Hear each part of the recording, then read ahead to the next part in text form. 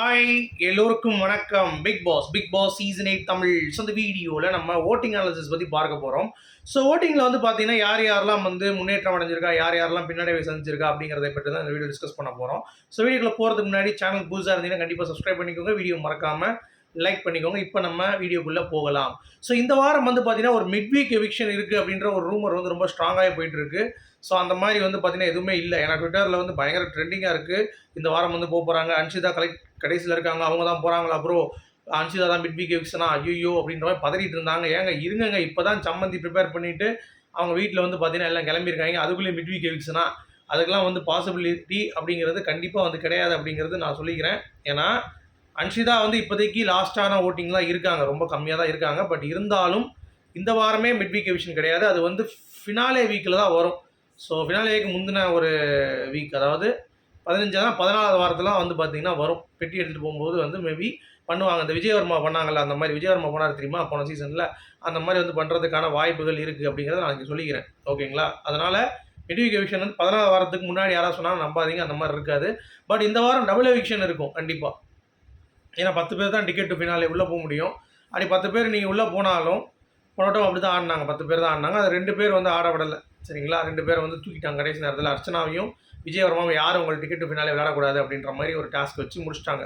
இந்த வட்டம் அதே மாதிரி தான் இருக்கும். ஸோ இந்த வட்டம் அப்படி இருந்துச்சுன்னா ரயான் வந்து போயிடுவான்னு நினைக்கிறேன். ஸோ பார்ப்போம் யாருன்ட்டு, சரிங்களா? ஸோ இப்போ வந்து முதலிடத்தில் ஜாக்லினுக்கு இன்றைக்கி ரொம்ப கஷ்டமாயிடுச்சுங்க.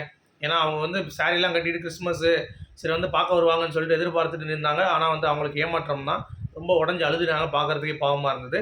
பட் ஓட்டில் வந்து பார்த்திங்கன்னா நல்ல ஒரு ஸ்டாண்டர்டில் மெயின்டைன் பண்ணுறாங்க அப்படிங்கிறத பார்க்க முடியுது. நல்ல ஓட்ஸ் வந்து இருக்குது அவங்களுக்கு பெர்சன்டேஜ். ஸோ 19%, பட் குறைஞ்சிருச்சு.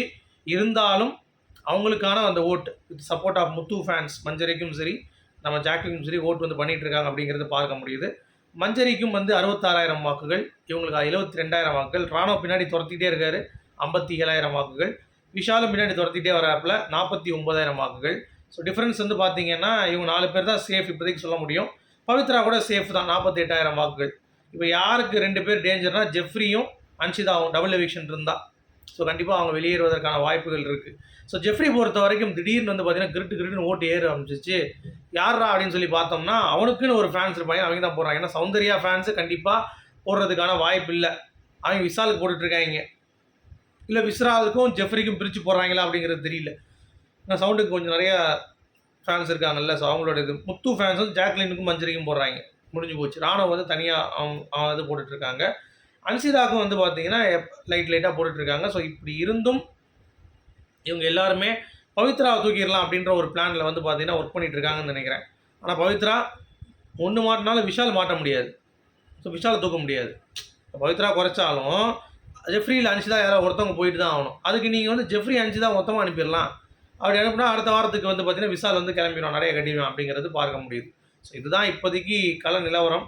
அதுவும் இல்லாமல் எல்லாரும் ஓட்டிங்கில் வரும்போது தான் தெரியும் யாருக்கு ஓட்டு இருக்குன்ட்டு. இது வந்து நீங்கள் நம்பவே முடியாது, புரியுதா உங்களுக்கு? இது வந்து நம்பவே முடியாது. அதனால் நம்ம வந்து சொல்லவே முடியாது. ஏன்னா போன வட்டம் வந்து எல்லாருமே ஓட்டில் வந்தாங்க. அப்போ வந்து ஜாக்லினோட ராணுவ தான் செகண்டில் இருந்தார். ஃபஸ்ட்டு முத்துக்குமரன், ராணுவ தான் 2வது இடத்துல இருந்தார்.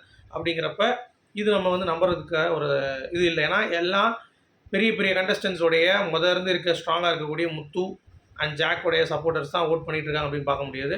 சவுண்டுக்கு வந்து ஓரளவுக்கு பிஆர் வச்சு செட் பண்ணி கொஞ்சம் அப்படியே பில்டப் பண்ணி தூக்கி வச்சு மக்களையும் கொஞ்சம் கவர்ந்துருக்காங்க அப்படிங்கிறத பார்க்க முடியுது.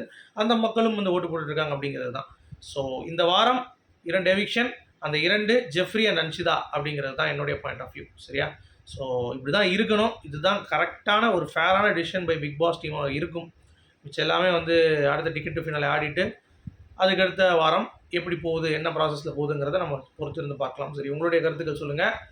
அன்ஷிதா மிட் வீக் எவிக்ஷன் கிடையாது, ஓகேவா? ஸோ மீண்டும் சந்திப்போம். Thank you guys, good bye.